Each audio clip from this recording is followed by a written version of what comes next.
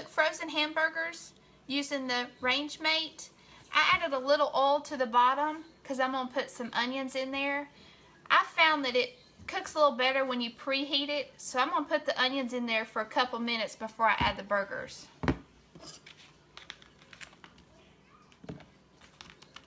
I just have actually one onion. Okay, I'm just going to toss the onion around a little bit, make sure it's coated. I'll just put the lid on it. I'm going to put it on for 2 minutes.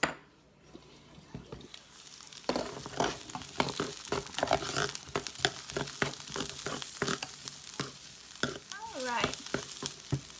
We'll go ahead and add the burger patties.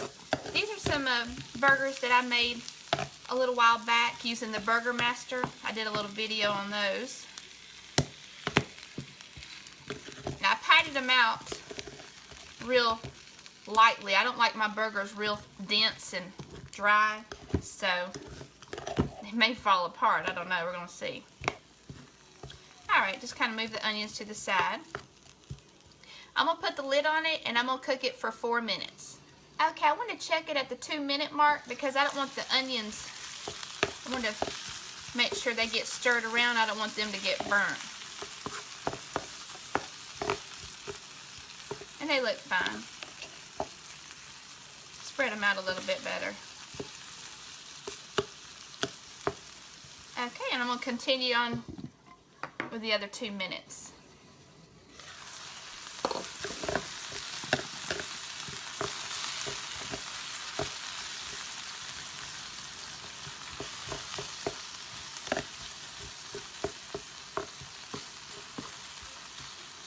Okay, we'll see if I can go ahead and turn them. They're not going to have grill marks more than likely because it said frozen food doesn't have grill marks because of the moisture from them being frozen. There's actually some decent marks on there. I was surprised after reading the book.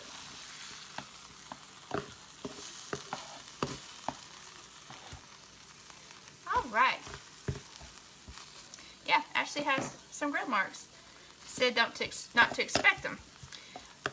Okay, so I'm going to go ahead and put these in for 4 minutes. It wouldn't need to take this long if they were fresh, but since they're frozen, I'm going to do it 4 more minutes. And I'm going to check at 2 minutes, just like before, just to make sure everything looks fine. Okay, it's been 2 minutes.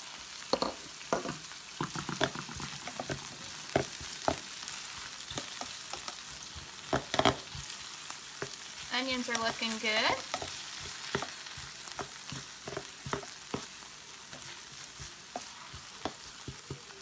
And I'm going to go ahead and put them back in for the remaining 2 minutes.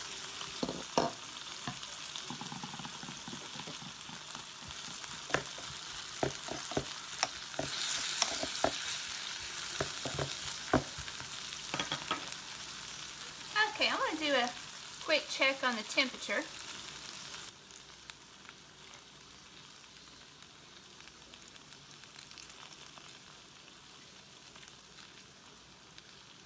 I'm not sure why my thermometer keeps going off. Okay. That's what happens when you buy a cheap thermometer.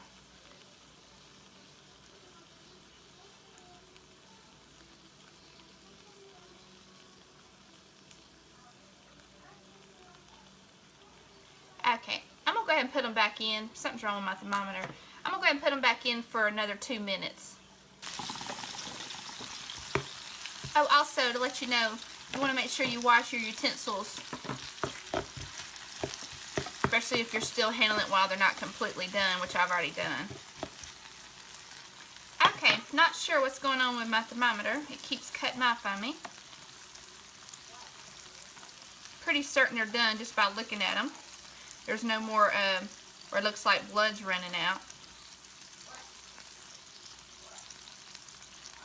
It gets to a certain temperature, then it wants to cut off. Don't understand that. But what I'm going to do is I'm going to go ahead and leave them in the pan, and I'm going to put some cheese on them to let the cheese melt. So it's getting up there. I know they're done, because I can tell by looking at them.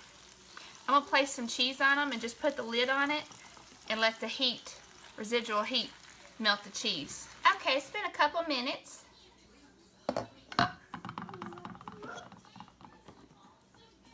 And you can eat these, of course, like a regular hamburger. I like to eat it like as a hamburger steak, just with no bread. It's perfect for low carb too.